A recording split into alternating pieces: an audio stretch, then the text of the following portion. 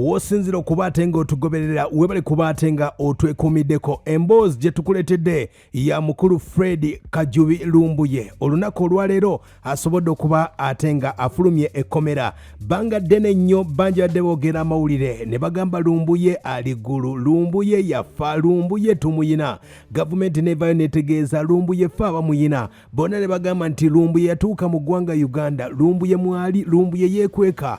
Amawulire nga bwe gasobodde okuba ate nga gavayo. Munnamateeka omukulu gwe bayita Nkunyingi Muwada yasobodde okuba ate nga ategeeza nti omukulu ono basobola okuba ate nga bakola enteekateeka yonna, era ng'olunaku olwa Mande enteekateeka yonna yaggwa ey'okuba ate nga omukulu Lumbuye asumululwa. Wabula ng'olunaku olwaleero ku Lwokubiri wabadde alina okuba ate nga byonna biggwa bulungi nnyo ne bamusumulula mu butongole. Era ebifaananyi by'osobodde okuba ate nga olabako bya mukulu oyo Lumbuye era nga abadde mu kkomera. Nga bw'osobodde okuba ate nga omulaba, bangi nnyo basobola okuba ate nga bayogera ebigambo byabwe byonna ne basobola okuba ate nga bagereesa ne bagereesa. Bangi ne bagamba Lumbuye tumuyina. Bonna ne boogera akadde kano ndowooza mugenda kuba ate nga mumanya amazima amatuufu. TV ki, radio ki esinga okuba ate nga ekuwa ekituufu? Okakase nti omukulu Lumbuye yayina amaanyi ku intaneti. Bangi nnyo basobola okuba ate nga babyogera. Ebbanga lisobodde okuba ate nga litambula, byonna bye basobola okuba ate nga boogera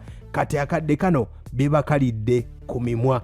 Abaabika Lumbuye bangi bagamba nti Lumbuye yafa dda, Lumbuye ali mu kabadi, Lumbuye ali mu ki. Akadde kano Lumbuye asobodde okuba ate nga avuddeyo mu kkomera. Tumwagaliza birungi byereere, era ku bigambo byasobodde okuba ate nga ayogera bingi nnyo ogenda kuba ate nga obifuna, nenga omukulu yasobodde okuba ate nga akomawo. Nannyini kiraasi omukulu Lumbuye ow'Ekigula Lugi ayingidde. Yaratandika ndowooza n'Ekigula Lugi. Ekigula Lugi tandika information eno tulabe engeri gyegenda okukomekerezaamu. Okay, kantandike bwenti. Okusookera ddala bannayuganda mbalamusiza nnyo. Mujje baleke emirimu gye mutusaako engalo. Kansubire muli bulungi. Wepo naffe tuli bulungi. Tugezaako gye tuba tusobodde okujja babuliramu information gye tuba tulina. Nga mukimanyi lunye nti mu ggwanga erya Uganda buli ekiriyo kyonna kati kya matankane era ng'empalezo y'omusajja afuga eggwanga. Olwaleero omukulu avudde n'agamba nti bagenda kutumya vaccines obukadde 18 ze bagenda okugemesa bannayuganda okuba nti bafuna ekirwadde kya ssenyiga omukambwe 19.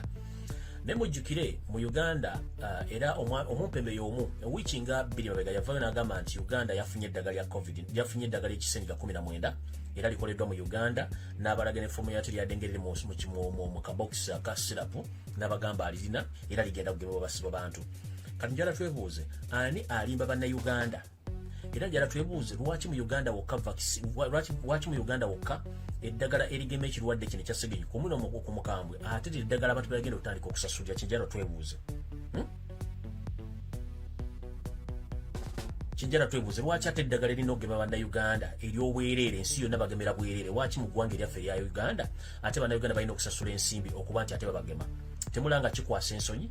So njala kubanga mbabuuza mwe mula kino ekintu kitwala luddawa. Okusookera ddala njala bategeeza okusinziira ku mbeera eri mu Uganda n'engeri ebintu gye bitambulamu, ngenda kusaba nti musooke muteeke omusango mu kkooti, mugambe mubuuze oba musooke mubuuze ku balooya nti omuntu kimukakataako ogemebwa ku kifuba omuntu wadde bwekutagemebwa, kubanga nze seesiga gavumenti y'omumpembe ono ku bintu byezzeekola ku bannayuganda. Mujjukirako emabegako bwe bagema abaana baffe bannayuganda ne bafa almost akadde kalamba, ate bazze bafa bakuba eddagala ekyamu. Twesiga tutya n'eddagala bagenda okuleeta bagenda okuba bannayuganda tegenda kubeera tuufu. Kyekibuzo kyensooka okuteekawo. Ekyo nga kiwedde, ensimbi ze bagenda okukozesa okugula eddagala bagenda dijjawa? Ekyo kibuzo kiri awo. Ekyokubiri, ani gwe bagenda okugema eddagala eryo? Kubanga tukimanyi lunye nti mu Uganda temulimu kintu kiri ku oligino, byonna ebisinga byonna bya fake. Twagala kwebuuza eddagala lino balijje ludda wa? Era avudde ajjewo obulumi bw'Abannayuganda nga talina nsonga lwaki abalumiridde essaawa zino. Bagenda kusooka kugemako obukadde 18, bagenda kugemako abantu abali ku myaka 60 okudda waggulu abalina ebirwadde nga sukaali, pressure, basobole okuba nti bafuna empiso zino. Abantu abasinga baddeko mu Europe ne mu Nsenda mukire bulungi nnyo nti omuntu okukola eddagala lino ddekuba omuntu bamala ddi gye zisizaako gye batwala mu magezizo g'eddagala bateekayo abantu bakuba eddagala eryo. Twala kubuuza bano bakozewa okunoonyereza okulaba nti bagema abantu bano okumanya nti n'eddagala lijja bakolako bwe tejja bakolako. Era lwaki bategetinga ennamba y'abantu abakulu abakoze emyaka? Kuba twandiyagadde okumanya lwaki bategetinze bantu bakulu. Ekyo kibuuzo gya kibalekera buli mwatandika okwebuuza ekibuuzo ekyo. Ngenze mu maaso kyali ku Kigula Lugi. eri abantu bangi abadde beemulugunya ate mulaswago twaguwaabye naye ate balooya bataddeko ani nonaani banaye njala tube bakkakkamu era tube bagumiikiriza ng'asula wansi nti musisi bw'abazze tolina kyosobola kukutuukako ng'omuntu asula ku kitanda waggulu. Ekisooka nga twawudde personality y'omuntu oba obuntu bw'omuntu, buli muntu alina professional ye. Omuntu gwe bayita lawyer kati nganze bombondaba wano ate bw'onookulira ku simu sinze wano ono mulala nnyo no Chemical Ali Lumbuye mulala nnyo ne Chemical Ali bantu babiri banjawulo. So omuntu gwe bayita lawyer abeera wanjawulo nnyo ne personality y'omuntu. Abamugamba nti ate lwaki Kyagulanyi ate lwaki yaleese simanyi lawyer gonna muteeka ku pano gundi banna njala tukkiriziganye nti tulina leading judge agenda okubeera musango ogwo yewe Kitiibwa Sseggona Lubega yagenda okubeera leading judge kibayita leading lawyer yagenda okubeera omuwolereza wa Nupo omukulu Lubega Sseggona akali amaggwa ne banna abalala. So bano abala bataddeko bagenda kuba bayambako buyambi mu ngeri gye bayisaamu amateeka n'okukebera ebitabo n'okukebera netteeka lisoma ki. So ekintu kyonna Robert Kyagulanyi kye yakoze ne Nupo mukirekere ye kennyini ne bannamateeka bajja kikwasaganya ffe ogwaffe tulinde kuba nduulu na kuwagira na kuwa obujulizi simply. Sagala buli kimu tulooze tukimanyi nnyo kuba nze nange siri lawyer nammwe abakomplete tuli ba lawyers. Tuleke Robert Kyagulanyi Ssentamu kye yakoze kyewadde balawyer be bagenda kukola omulimu gwe bamanyi amateeka ffe tumanyi mateeka. So tuleke amateeka gakole ekintu kyago, tuleke aba lawyers bagende bakola omulimu gwabwe olw'ensonga bamanyise mateeka bebamanyi penal code bamanyi act bebamanyi kiki bebamanyi ne references emisango egiringaga gino. Ffe tuwe chance abalamuzi balawyer bano be batadde ku musango no pano bagende bakola omulimu gwabwe. Tuleme bamalamu maanyi na balumba lwa personality yabo badde mu byobufuzi. No, tuleke Robert Kyagulanyi Ssentamu nga bwe twamukkiriza tukulembera era tumuwa omukisa abantu batadde ku ppane ey'okuwondeza omusango ogwo. Please tubawe chance babeereko bakole omusango gwabwe nga tekuli wadde bakubye ku mukono kubanga yabeesiza okubateeka ku musango guno. Kinjalo bagamba kyokka personality y'omuntu gwe baga nti bamulonze eyo mugijjeemu. Waliwo profession ne personality. Kati tugatta profession ne personality. Personality bwe buntu nganze nti nze omuntu nganze Lumbuye naye ate mbanga ndomulimu gwenkola nga ndi professional mugo ekyo kiba kirala mba mu field ndala nnyo. Kati lawyer naye gwe batadde ku musango guno nga mbadde mmanyi nti ate mu field ndala ali bwati. No please, amateeka ganjawulo nnyo ku ndowooza yaffe ya bulijjo. Tuleke professional y'omuntu ekole kyerina okukola. So njala tusabe abantu mwenna abakomplaining about balawyer batadde ku musango gwa Nupo, please tuleke professional ey'aba lawyers ekole ekyo.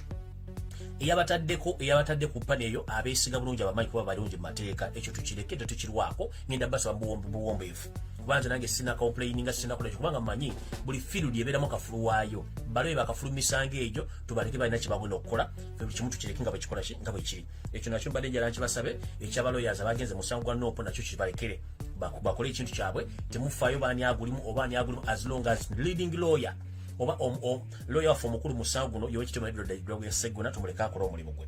So ndowooza ngenze ku nsonga endala. Ensonga endala bya kiwamba bantu ekiyitiridde mu ggwanga Uganda okusingira ddala mu kitundu ekya ssemakati wa Uganda kibayita Buganda region. Bannange nfunye information endaga nti ekiwamba baana kisusse obungi kati bakyawamba nti bawamba lya bufuzi nedda. Okuwamba business badde ne business y'okutunda ebintu by'abaana mu mibiri gyabwe gye tuyita body organs oba body parts.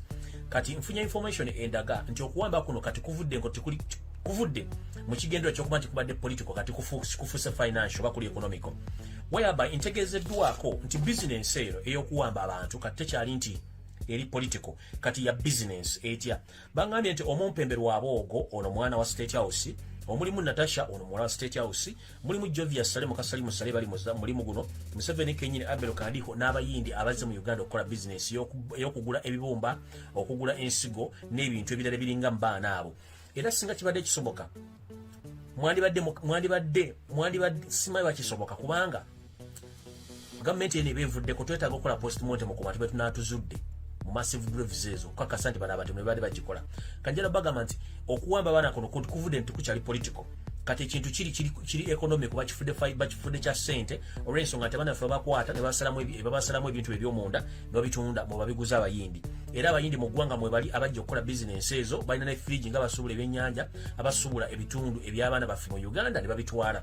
Omulimu guno okuliddwa Lwaboogo, Natasha, Jovia Salim Sale, Museveni Abel Kandiho n'abayindi abayingidde mu ggwanga kubanga jjukira India yensi mu nsi muno ekyasinze okuba nti erina amalwaliro amangi era gye bakolera surgeries gye bakolera neze transplant mu nsi yonna. So India era abayindi nga mumanyi ne business zaabwe bamu kuba leadinze mu business eyo eyokuba nti balidinze mu kujja mu Uganda okugula body parts z'abantu ba body organs z'abantu naddala abana banna Uganda batandise zisalamu. So yensonga lwaki mbagambye ekintu kino. So kati njagala genda ku nsonga endala kuba tuli ku kigula luggi video tennaba. Ngenze ku nsonga y'okugula amasomero. Omumpembe Yosef Tabasula mutano wa Kareches ne government yo muleka kusiriwaza banna Uganda nti mugenda kugula amasomero. Bwe mbanga ola alongo mbali mugati mu Uganda mulimu ekirwadde kya Ssennyiga 19. Kiki ekibaguza amasomero olwaleero kyekibuzo ekisooka. Mubanga bagamba nti mulangidde ekirwadde kikola ki tekiriyo mu nsi ezisinga obungi wali ekirwadde kino amasomero gaggalawo completely. Business ezisinga obungi zaggalawo, amabaala gaggalawo, eby'omwenge byaggalawo, kimu kyaggalawo. Kati gwe kyekikutanudde okugula amasomero. One, njala tumanyi nti Museveni Uganda ekola bubi mu byensimbi kuba terina ssente. Abantu baavu nnyo ne gavumenti jafu terina ssente. Whereby Museveni essaawa zino okugula amasomero ku bugudde university nga tebana facility bande bagenda kukolera zibagenda kukozesa kiba kitegeeza otadde okujja nga mwagala kukwata abaana abafe mutali kubookira mu masomero kimwagala tugamba nga mwagala kozinga catastrophe naye kitali ekyo bwabanga ekirwadde kikyaliwo kye kibaguzisa amasomero. Abaana ebasoma bagenda kufuna emirimu era the end of the day bamala okusoma basiba ku street bagenda balina emirimu gye bakola. Lwaki muforcing embeera n'okugula amasomero nga mugigulemu gati wali obulwadde okujja nga mufulinga bufulinzi mu gati wali teri bulwadde kyetwagala bagamba amasomero ge mugulawo essaawa zino abaana bonna abazadde bali waka bamaze omwaka mulama tibakola kati bagenda kusasuza school fees ki amasomero school fees zaabwe zaakawerege whereby nti kati omwana asookerwako wasomero ate alina okuba nga asasula million plus mu kaseera kano musedde kigweza osanga alina million gyagenda okuweereramu abaana. Osanga omuzadde nga alina family y'abaana bataano bonna basoma kyokka nga omulimu gwakola ogunoonyerezako tosobola kugutegeera naye nga naye akulaga akola mu bulamu bwabeera kubanga obulamu bwazaala mu Uganda. Life in Uganda is gambling. If you're not good at gambling, you can't manage life. You understand? So you're finding a family having 5 kids, all they're supposed to go back to school. But you've asked the parents or their parents their occupation. Even the parent can't tell you that where I'm working here, or I'm working somewhere. He can't or she can't tell you. But she can manage to take care of that family financially. So that's life in Uganda. Life in Uganda is gambling. So if we are in such a situation whereby now the government is going to open schools, the same time government said that there is COVID-19 in Uganda, it's like who is fooling who? So Yosef Tabasula mutano wa Kareches is okufulinga abantu. Bw'oba gati mu Uganda tulina ekirwadde kya COVID, wakyogula amasomero. Wano Uganda ekola bi economical abantu balina ssente. Business zibadde wansi. Abantu bali mu kabawamba ogula amasomero okujja nga mwagala kutwala abaana baffe mubatola mu kintu ekitamanyi. So kino kijja okugula amasomero ki visiting. If possible, nga manyi ekirwadde kyekiri, abaana ne basoma tebagenda kufuna mirimu, abaana begwenka basigale waka, mwanti kati mufa kugula business zamwe kikulu kimulira. So si kuyamba gwanga. Okujja nga mulangidde nti ekirwadde tekiriyo, kubanga biba bife byafuuka bya kirubi. Ekyo nkimaze ngize ku kirala. Tuli ku kigula luggi. Mu nsonga y'emu ey'okuwamba abantu ngenda kusaba bamemba parliament bonna abaloleddwa aba NOP. Mpulidde naka video kenda birwaliro ku mukutu okwa social media nga abazadde family emu mu bitundu by'ekyotera ewali muganda ffe Geoffrey Rutaya bali mu kwemulugunya abaana babe baabula ne siyo yokka family nnyingi nnyo. Naye kino njala kitwala nga kirijja na sigenda kukisirikira Geoffrey Rutaya yekka. Naye Geoffrey Rutaya mbadde nkusaba nga member parliament mulonde ogende otuke mu family n'obuwombeefu oyogereko n'abazadde b'abaana abo batubulira abaana bwe baba bwambaddi okolo okunoonyeza mu kiko kye Twitter profiling mutunoonyeze mu kitundu ky'okiikirira abantu bameka babuziddwawo family kubakuwa details kino kigende eri buli member parliament wa NOP chairman RC5 chairman RC3 bakansala mwenna please mutandika okutukolera profiling twagala profiling ezo mu kitundu woli bantu bameka bakabula mwine bifaananyi byabwe contact details mwatwagala tukufaring ebintu bino tuyitwaye mu koti y'ensi yonna by June twagala Museveni atubuulire ennamba y'abantu abakakwatibwa abasukka mu 12 bali luddawa. So nsaba MPs ba LC3 ba LC5 mwenna abalondeddwa leba councillors mutandika okuprofilinga ku buli kyalo bantu bameka babuziddwawo ebifaananyi byabwe contact address ebyokwatako byonna details mu profiling muzitwale ku kitebe kya NOP mwezi Robert Kyagulanyi Center mu twagala twandika kola Twitter profiling tukoye ettemu lya Museveni lyatiramu abannaloza bakola business ekyo sigenda kirwako okukusaba kwange eri ba NOP member parliament wona abalondeddwa ba chairman RC5 ba chairman RC3 ba councillors mwenna please mutandika kola Twitter profiling mu profiling abantu bano twagala kumanya abantu baffe mamaka bakafa era namba kibali mbungi ki kubanga twagala kumanya abantu bano baba wamba luddawa. So mukulu Geoffrey Rutaya gwe particular njala kusaba ogende ku family gye tulabinga bali mu Kaaba nga bagamba omwana abaana be babula babatwala abebyokwenda babatwala twagala kulamba Geoffrey Rutaya mukulu twala ovunaanyizibwa ng'omukulembeze yalondeddwa ali mu government y'amazima n'obwenkanyi yalondeddwa ogenda otandika okukola kye tuyita profiling mu constituency yo bantu bameka bawambibwa bakyaliyo makomera battibwa tumanye kye twagala okukola naye nga buli muntu kati abuze twetaaga okuba nti mukola kye tuyita profiling tumale okufuna ensonga zino wammanga n'ensonga sigenda girwako olunaku lw'enkya olunaku lwakusatu ennaku z'omwezi zigenda kubeera 3 omwezi ogwa January omwaka 2021 olunaku lw'enkya waliyo okulonda ebifo ebisinga obungi mu ggwanga ebitalondebwa bupo n'ebyo ebirina okulondebwa omukulembeze wa Robert Kyagulanyi Ssentamu atugambye nti enkya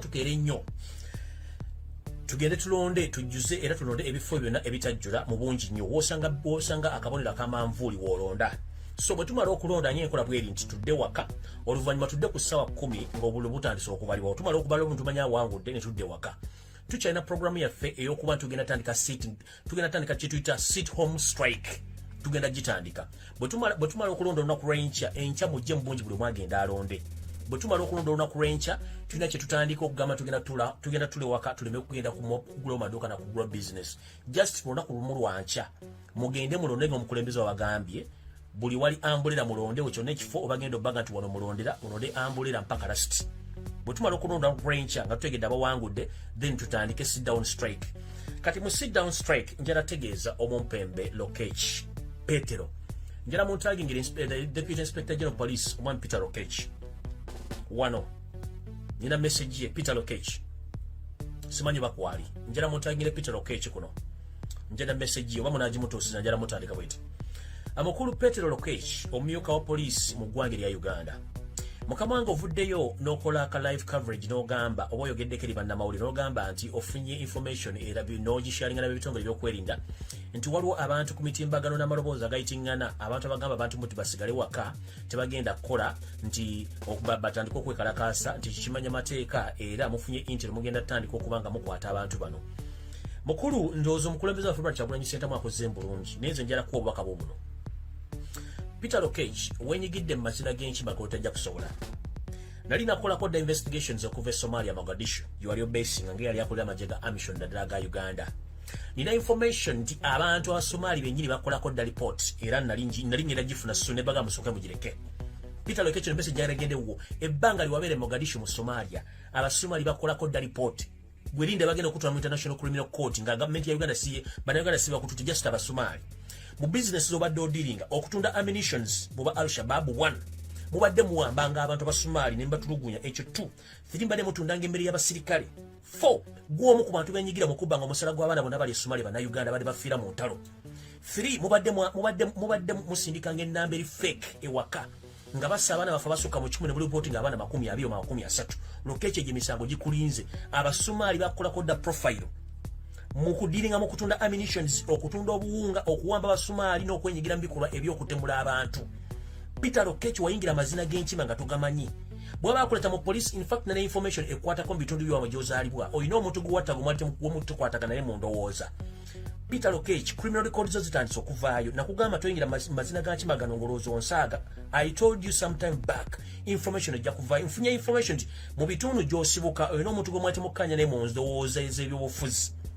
oba ku mulimu nkyagenda kunoonyereza n'omukwata n'omutta gwe kenyini Peter Lokech information nja kujjanjibwa public olwaliro ovuddeyo n'ojejemba n'okinambuka n'ogamba mbu kimenya amateeka omuntu okutula ewaka n'agenda okwekala natagenda kukola okujjako nga wasomera nakawa ku myala ne bwe nga wasoma amateeka ogamanyi ngero professional policeman njala kugamba ekigambo kimu mu ssemateeka wa Uganda ffenna gwe tukkiririza buli muntu waddembe okukozesa right yonna gy'alina so omuntu okutuula ewaka kimukakatako mu ssemateeka wa Uganda kubanga ddembe lye tolina wogenda musanga Lokech oliisa abaana 2 3 ne mukazi wo ne mutula mu kayumba kammwe ne munyampulukuka ne mufuuwa ne mukuba empiiyi kuba muli mukuserezaamu wa musolo bannayuganda batalina kyakulya bwogamba nti obalumidwa wali olumidwa ku munnayuganda ki wogedde Somalia n'okinya abasomali ne mubatta ne mubatuguza emmundu kati gwe olumidwa munnayuganda ki Peter Lokech wumuzaake empumumpu y'omuzaake ngalabiyo wadoli assistant inspector general police for us we don't want to know kubanga oli munnayuganda nga bali human being apart from holding again what do you have else kikyolina you have 2 balls like other men's nyoli wano okinambuka okuba empiiyi kubanga mumanyi okulya empombo z'embizi ne mudde mumanyira abantu people have rights abantu balinawo constitutional right omuntu waddembe otule waka mbu tugenda bavunana nga muvudde muganya okuva ewaka who the hell are you have 2 balls like other men's Neo ya wonyo Kinambuka okuba MP kubanga muli empombo z'embizi no kwakuna matasa marudawa ojoyogera mbandu public musimanyi kimenya mateeka mufunye intero. Gososo okufuga Uganda bagososo kubira mu police. Tubadde bane ba Kotho Domero, tubadde ba Kisembo, tubadde nali bakubonna ba Inspector General of Police. Tewali ayogeranga abasajja mu abasiro balinga abasoba abasumba tutu. Muda n'okusirwaza abantu. Buli muntu alina right omuntu asobola okusigala ewaka. Omuntu asobola okusigala ewaka kubanga alina right ye. Olwokuba oli mu uniform ya black, otaddeko amayinja n'ekikofiiro, otaddeko mu George Kinambuka. We've got the intel, so we share the intel with our other social organization that people are trying to demonstrate that are sitting home strike. Whom do you feed? Whom do you feed? Nobody you feed. You feed your family because you're on taxpayers' money. No doubt, no Kinambuka report eri Somalia jennafunako copy. Gwo mu ku bantu abali mu kalo genda ku ICC kubata kimanye mubadde mudiringa mu ammunition cells mutunde mbere y'amaje abaana bonna imatwale Somalia mu regime yo baba njo musala gwa myezi mukaga. Where are their money? Sente zaabwe ziruddawa. Sente zaabwe ziruddawa. Oli mu government, oli mu combat ya government kuliko the Republic of Uganda. Mulokwa musisinkane mulojiza mune mutandika okuba ebiwojero muli emunya bbiya muloza ne bannayuganda bonna banyula. Ffenna tetunyumira tuli mu mbeera mbi. Oli mu office y'omuwomusolo mwosiwalira. Kufunisa bana babandi mbuto gwe mulimu gwe musobola ne okuwereza eggwanga temukisobola kuba constitution mwagivaako. Gujja omanyira abantu. Watch out. Bwe nakolako information gwe linda content sokolako information. Gwe yasema kupatwa kugamba. Twagamba ng'ojja nti kikuba kikuwa ne bagenda kukonda erinnya ne towulira.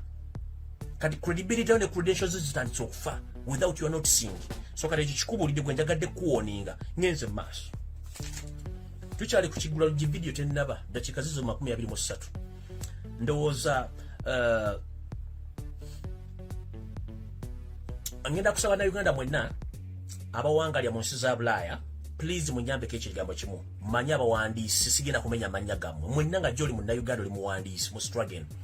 Tubasaba mugende ku bitimbagano gya government ko batadde essente ze bagenda okuwola mu mabanka ag'enjawulo. Muwandiikire ebitavu bya byensi ezo bagenda okuwola ssente ezo mubibagambe nti ssente tebageze ne bawola gavumenti ya Uganda ssente. Kubanga ssente zigenda kuyamba Museveni ng'omuntu so si kuyamba bannayuganda. Nabagamba Uganda teyina ssente tekyasoloza musolo kuba musolo tegulio abantu bayavuwa tebalina ssente. Museveni okuddukanya gavumenti jaga nti agina gavumenti etali mateeka. Njagala kusaba mwenna bannayuganda mugende ku mitimbagano mulabe gye bagenda okujja ssente ezo mugende ku website z'ebibanja mubawandikire bagamba officially if you are to lend Uganda government as Uganda government, please, you are making a mistake. That money is going to be used by Museveni himself but not on behalf of Ugandans. So if you are lending that money to Museveni, get to know that nobody is going to pay you back. And I'm calling upon all international loop lawyers, including Mr. Robert Amsterdam and your colleagues, please, with due respect, I beg you kindly. Today I've witnessed that Joseph Tibahabura Tabasirwa, who called himself the president of Uganda, and the Minister of Finance and the entire cabinet, today they have approved certain loans which they are going to acquire from international foreign banks or foreign finance banks.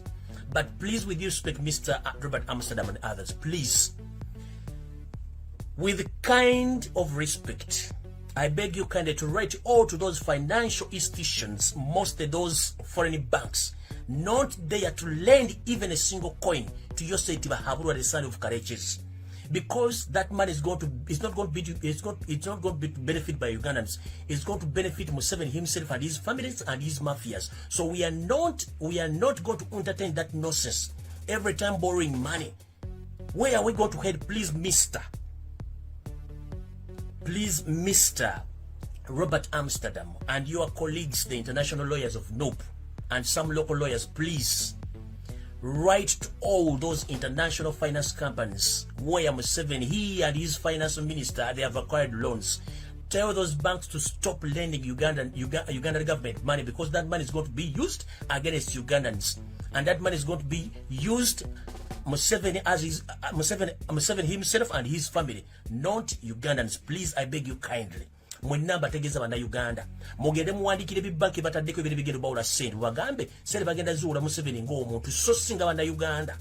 Museveni kati yavudde mu World Bank, yavudde mu IMF, yavudde mu African Tropical Bank, kati ageze mu bibanki bitategerekeka ebyo. Saagala babakwate nga tutegedde temukkiriza abantu bano bawula ssente kubanga tebalina ssente gye bagenda kuzijja. Ekisooka gavumenti bawula ssente teriwo mateeka.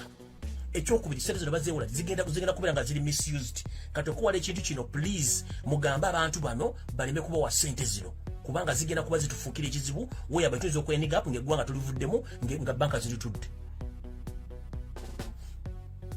era ngenda kusaba president wa Robert Kyagulanyi Ssentamu ne baloya bo please muwandikire ku banka zino zonna ngesete basiba mutano